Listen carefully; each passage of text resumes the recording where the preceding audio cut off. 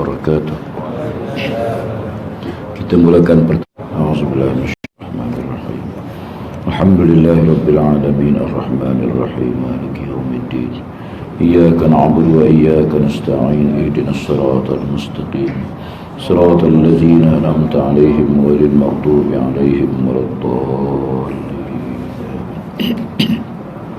Alhamdulillah, pertama kita panjatkan syukur pada Allah Subhanahu wa taala di atas nikmat iman dan Islam, dan mensyukuri kepada Allah taala yang memelihara akidah dan iman, kerana perkara yang paling menyebabkan manusia berdepan dengan suatu bala bencana yang paling besar di akhirat ialah dosa syirik kepada Allah, yang dosa menyengutukan Allah, sehingga Allah Subhanahu wa taala tidak mengampuni dosa tersebut. Tetapi ayat ini, innallaha la yaghfiru an yushraka bihi wa yaghfiru ma duna zalika liman yasha. Allah taala tidak mengampuni dosa orang yang syirik kepadanya dan mengampuni dosa-dosa yang lain daripada itu. Ayat ini bukan menjadi dalil untuk kita bermudah dengan dosa, sehingga kita merasakan yang Allah tak ampun hanya satu je, dosa syirik, yang lain tak apa, kita buat pun tak apa, kerana Allah ampun. Kerana Allah janji Allah tidak akan ampun dosa syirik. Adapun dosa zina ke, minum arak ke, rasuah ke, menyeleweng ke, berjudi ke, tak apa, Allah ampun. Ini penyakit yang ada dalam memahami ayat Quran, khususnya di kalangan orang awam, atau di kalangan orang yang jahil. Semoga Allah Ta'ala beri pada kita ilmu, kerana Allah Subhanahu wa Ta'ala menjadikan dosa ini berbagai-bagai peringkat. Memang jelas bahawa dosa syirik, dosa yang Allah tidak ampun, kerana dosa syirik ini ialah merosakkan foundation, merosakkan asas bangunan. Hebat macam mana bangunan tu, kalau tapaknya runtuh maka dia tidak akan boleh tegak. Maka demikianlah hebat macam mana pun amalan seorang manusia, kalau dia syirik pada Allah, maka tidak ada lagi tapak untuk diletakkan pahala di atas amalannya. Maka kerana itu menjadi tanggungjawab kita dalam bab ini dua perkara. Yang pertama, menjauhi perkara yang mendorong kita kepada syirik pada Allah, na'udzubillah.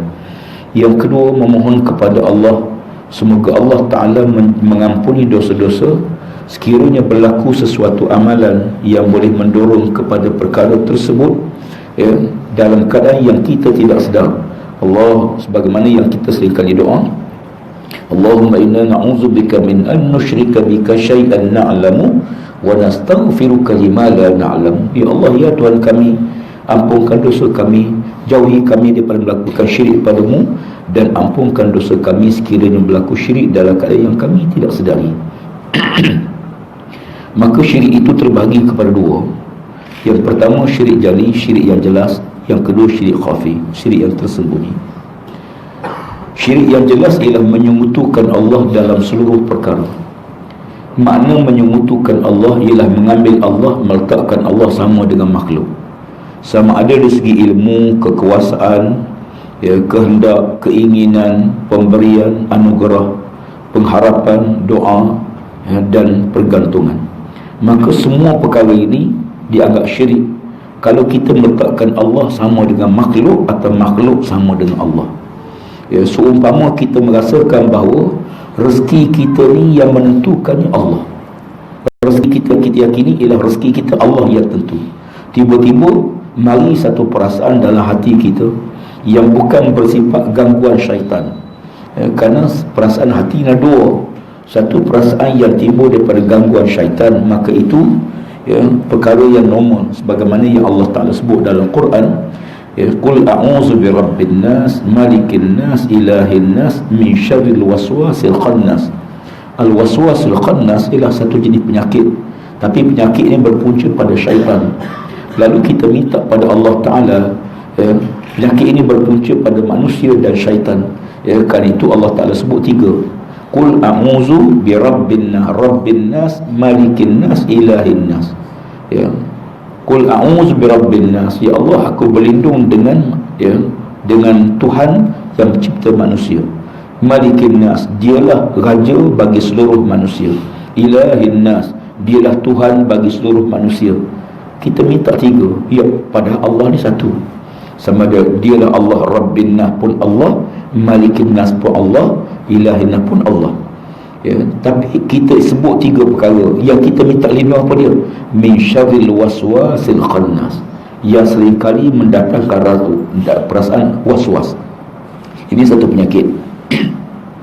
Adapun yang besar ialah bila mana menyemutukan Allah Subhanahu wa taala dalam kehidupan manusia, yang menganggap bahawa ada lagi undang-undang lebih baik pada undang-undang Allah, maka itu syirik. Ya, menganggap ada peraturan lebih baik daripada peraturan Allah, maka itu syirik. Ya, menganggap bahawa makhluklah yang menjadikan dan menentukan, bukan lagi Allah, maka itu syirik. Syirik bukan makna sembah pokok. Syirik bukan hanya sembah berhala. Syirik mana menyemutukan. Dalam pengutuan itu ada yang sifat ta'abudiyah, perhambaan diri. Ya, dalam syirik itu ada kaedah yang disebut sebagai penyamaan, menyamakan sesuatu, ilmu ke, hebat ke, ketinggian ke, peraturan ke, sistem ke, undang-undang ke. Sebab tu bila dua orang lelaki-lelaki Badui datang jumpa Nabi SAW, ya, di awal-awal zaman Nabi di Mekah, ya, Badui ni kata, ya Muhammad, aku pergi ke mana-mana, semua orang duk cerita tentang kamu. Orang duk sebut tentang kamu, duk cerita tentang kamu, duk bincang tentang kamu, duk berkata tentang kamu. Mana-mana aku pergi, ke kedai pun orang sebut nama kamu, pergi pasar pun orang sebut nama kamu, ya, di majlis-majlis pun orang ada sebut nama kamu. Aku nak tanya kamu ni ya Muhammad, kamu bawa apa ya Muhammad? Ya, kamu bawa apa sebenarnya? Ya, sampai seluruh orang ni bincang tentang kamu. Apa yang kamu bawa ya Muhammad? Ya, kamu nak ajak rakyat kita, ajak masyarakat ni pergi ke mana? Ya, apa yang kamu nak sangat ya Muhammad? Lalu kata Nabi, aku menyuruh mereka mengucap la ilaha illallah Muhammadar Rasulullah. Ya, itu saja. Aku suruh, Nabi ni tak suruh semayang, tak suruh puasa, tak suruh zakat, tak suruh tutup aurat, tak suruh tinggal rasuah, tak suruh yang lain. Nabi tak suruh. Ya akhi, 13 tahun di Mekah ni, satu ni. Aku suruh mereka mengucap la ilaha illallah Muhammadar Rasulullah. Ya, jawab Badui ni, ya, haza amrun taqrul muluk. Inilah kalimah yang pemimpin-pemimpin akan marah pada kamu ya Muhammad. Tuan-tuan perhati ayat hadis ni, dalil ni. Jawab Badui itu, haza amrun takrun, inilah kalimah, inilah pekerjaan, inilah urusan yang menyebabkan pemimpin-pemimpin akan marah pada kamu. Siapa nak marah? Ayat ni tak ada dalil kita ambil alih kerajaan, tak ada. Ayat ini tidak kata mari kita buat revolusi, tukar kerajaan yang ada. Mari kita bangkit, kita tukar pemimpin-pemimpin yang ada. Ayat ni la ilaha illallah Muhammadar Rasulullah, itu saja. Tapi tuan-tuan perhati bagaimana Badui yang tak sekolah ni, yang tak pernah hadir usrah, yang tak pernah hadir tamrin, yang tak pernah masuk universiti, Badui orang kampung pedalaman tak erti apa, bila didengar kalimah dia kata apa dia? Haza amrun taqrul muluk. Inilah kalimah yang pemimpin akan marah pada kamu. Kenapa pemimpin nak marah? Kenapa pemimpin nak marah pada kalimah ni? Ya, kalimah ni bukan kalimah suruh rakyat bangkit revolusi. Bukan, kalimah ini bukan minta kita bangkit senjata tukar kerajaan lain atau pemimpin lain. Tapi kenapa Badui faham? Kalau Badui faham, Badui yang faham, kita yang tidak Badui ni harap-harap lebih faham. Ya, ya. Kenapa Badui ni kata ya Muhammad, inilah kalimah yang raja-raja kami marah? Kerana jawapannya, raja-raja pada waktu itu menganggap dirinya Tuhan. Menganggap dirinya Tuhan.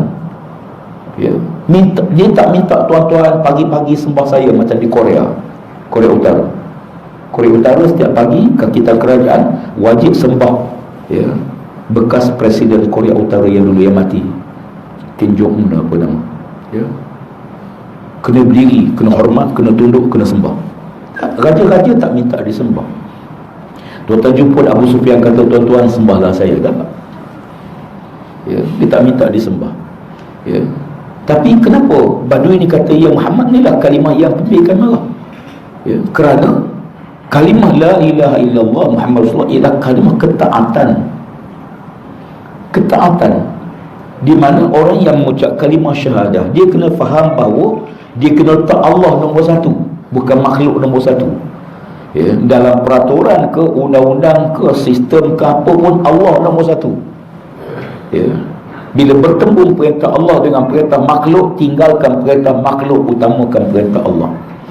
Bila dapat arahan, raja arah, Allah arah, tinggalkan arahan raja, pegang arahan Allah Ta'ala. Itu maksud kalimah la ilaha illallah.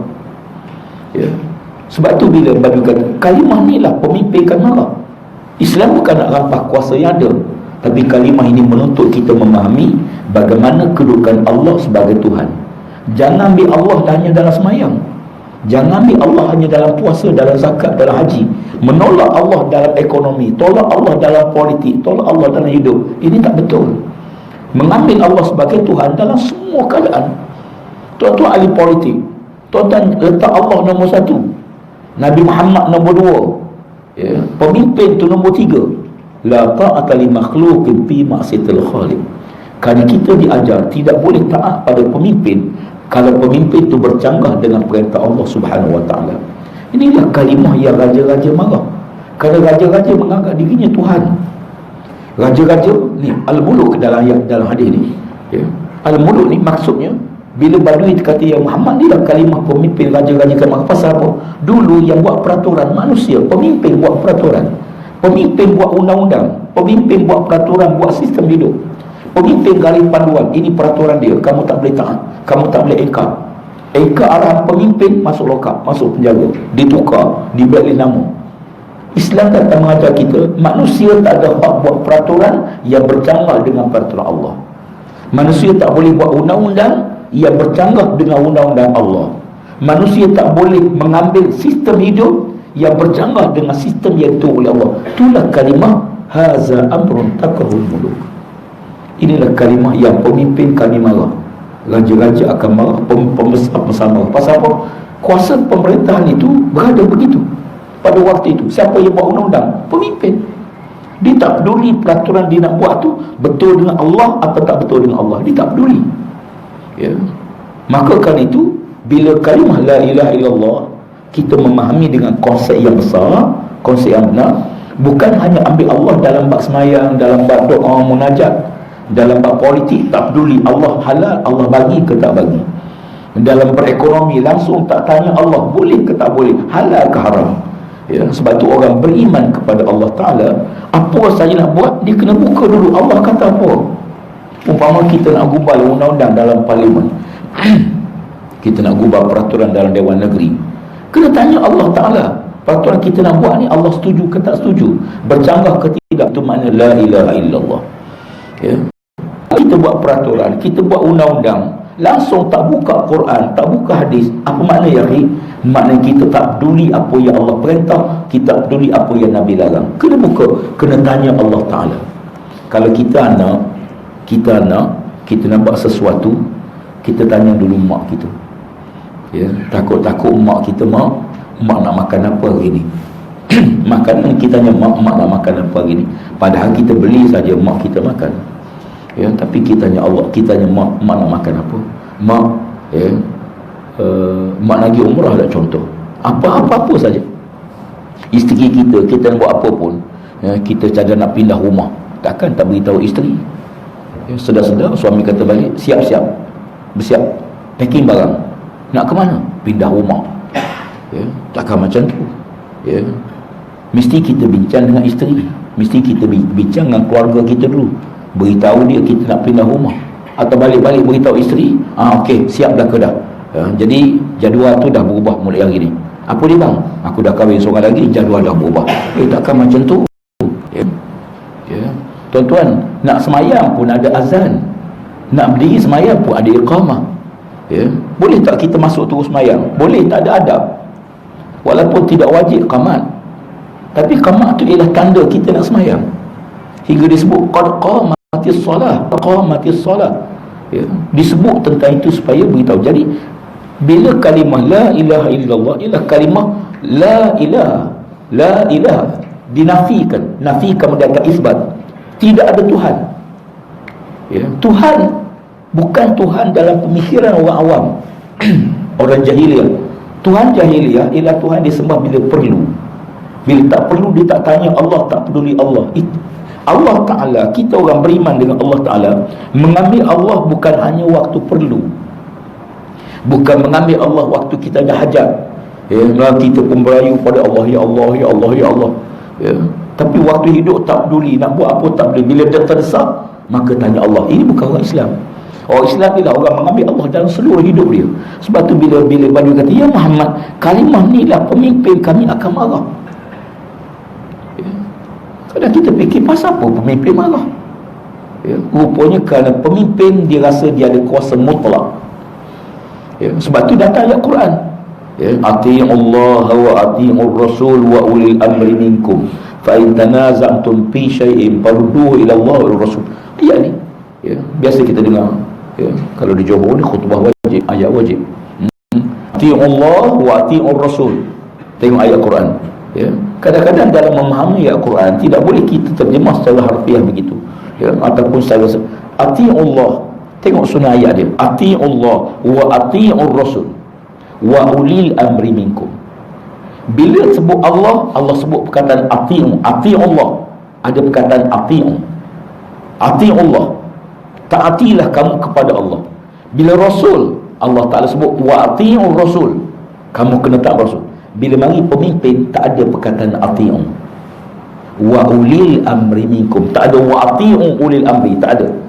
Dibuang perkataan ati'u pada ulil amri, kepada pemimpin. Tak ada ati'u pada ulil amri ya. Tapi Allah ada ati'ullah, pada Rasul ada ati'u wa Rasul. Kenapa tak ada wa ati'u ulil amri? Kenapa dibuang perkataan ati'u pada ulil amri? Hanya disararkan dengan wawul ataf ya. Wa ulil amri minkum, tak ada wa ati'u ulil amri ya. Kenapa tak ada? Kerana taat pada Allah mutlak, taat pada Rasul mutlak, taat pada pemimpin tidak mutlak.